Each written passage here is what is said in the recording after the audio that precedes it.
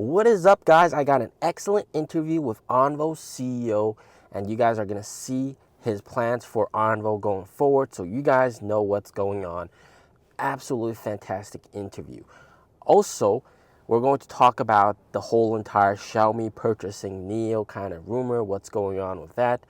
We're going to talk about that in the later part of this video. Smash that like button. How exactly do you choose a car? We're talking about a high-quality large vehicle.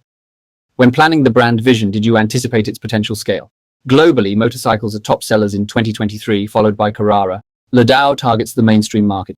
You've made a very astute observation. We're entering this category with a specific positioning in mind.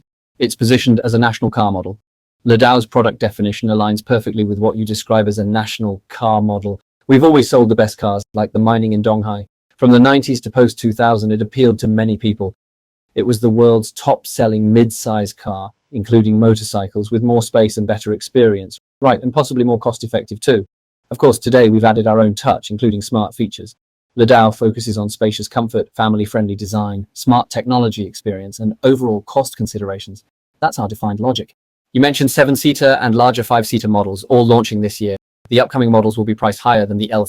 Yes, that's our thinking. Regarding the national car concept, for mid-range national cars, even in the era of gas-powered vehicles, they were around 200,000 yuan. The best sellers in the past, during the gas-powered era, were about 200,000 yuan. Despite changes over time, over many years, the price remained around $30,000. But there's demand for larger family cars, especially in China, with 3-generation families. In the past, the larger national cars with 3 rows were about 300,000 yuan. Any pricier wouldn't fit the national car concept, but go too low, and you can't make a quality vehicle. While everything's now smart and electric, completely changing the driving experience, consumers' budgets are still limited. They'll only spend so much on the experience based on what they can afford. There's still a certain price range, with 200,000 yuan for mid-range and around 300,000 yuan, give or take, for larger 3-row models. So, if I understand correctly, Ladao's brand positioning, including future product launches, still targets mainstream families, but slightly more upscale, with a focus on quality for these types of users. I think you've summarized it well. Everyone wants their own luxury now, regardless of the car's price. I believe our approach is high quality, but I'm also considering how to best promote this car. We're essentially talking about a high quality family car. The speed is okay, but users feel it's still not fast enough. In the end, it's also a learning experience. Where are we now in the delivery or production process?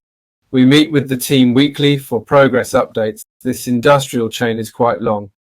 We're using the latest tech, including advanced motor tech and the newest silicon carbide. If we chose another path using existing tech, we could have launched in 2023 and delivered more units. That's true. We've indeed developed brand new technology. Each area actually requires a learning curve. We're adapting as we climb this curve because our strategy involves making choices. But the market expects you to launch soon. They don't want to wait. Quick delivery and sales are key. It's now about market expectations beyond just popularity. Didn't you say you'd be profitable by 2026? What's Ladao's mission under this big initiative? The mission must be achieved. Are you aiming for profitability by 2025? We have a chance in 2025. Our first month's profit is promising. For a long time in my career, I worked for foreign companies, helping global brands establish themselves in China, localize, and achieve success. Joining Nio feels like the second half of my career journey. Now I have the opportunity to transform a Chinese brand into a great global brand, which is a tremendous motivation for me. So in the past few months, your main focus has been on product launches and deliveries. Yes, the closer I get to the users, the more time I dedicate to them. What about the new year? As our user base expands, will you focus more energy on aspects like brand building? We feel LVL has established the foundation with its first phase core product, setting a high bar. Today, LVL's product with MOSFETs, including the upcoming new version. I'm still pushing forward on all fronts, but today, a brand is more than just the product in the eyes of users. The product is a crucial part, but a brand has many dimensions. It's about the trust and emotional connection with you. But frankly, as we enter the market, this aspect has been somewhat neglected. The market is moving too fast and everyone is pouring their energy into this. It makes sense, as the product is a huge step for our brand today. But I believe brand building is extremely important. Jumping in at this point to do brand creation is quite challenging. It's very difficult, but I firmly believe one thing will change: putting yourself in the user's shoes, even when it comes to logistics. When we conducted surveys in 2021, I was very concerned that battery swapping might only be suitable for future high-end brands. The awareness of battery swapping for our national car brands was low, almost non-existent, but when we did research, In 2023, it had completely changed. Battery swapping consistently ranks in the top 3 important factors. This is still market education. I think we're breaking new ground. We'll go further and more people will realize the benefits of battery swapping. So let's talk about the Xiaomi buying Nio rumor. It was actually just a wild prediction, okay? But somehow that turned into a rumor, and people are now saying that Xiaomi could potentially buy up Nio, which I'll offer my opinion. First of all, Xiaomi is a founding investor in Nio, okay? When Lee first started Nio, Xiaomi CEO was one of the founding investors along with JD CEO and also Tencent.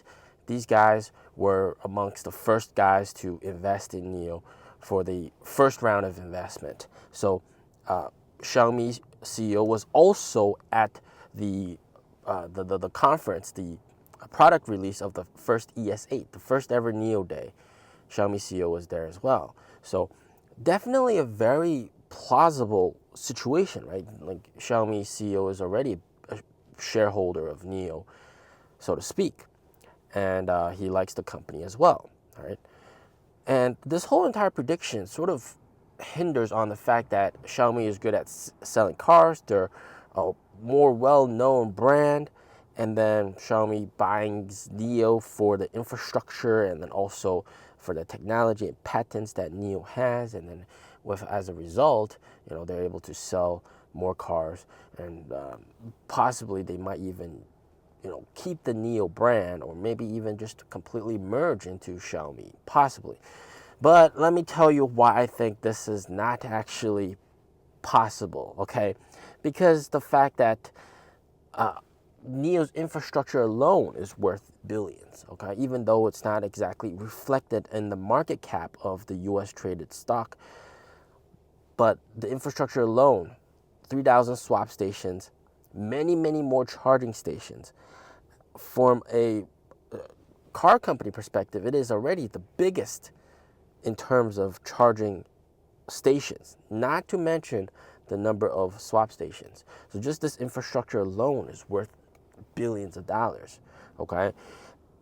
And there's no reasonable way that Nio CEO could agree to being bought out by Xiaomi.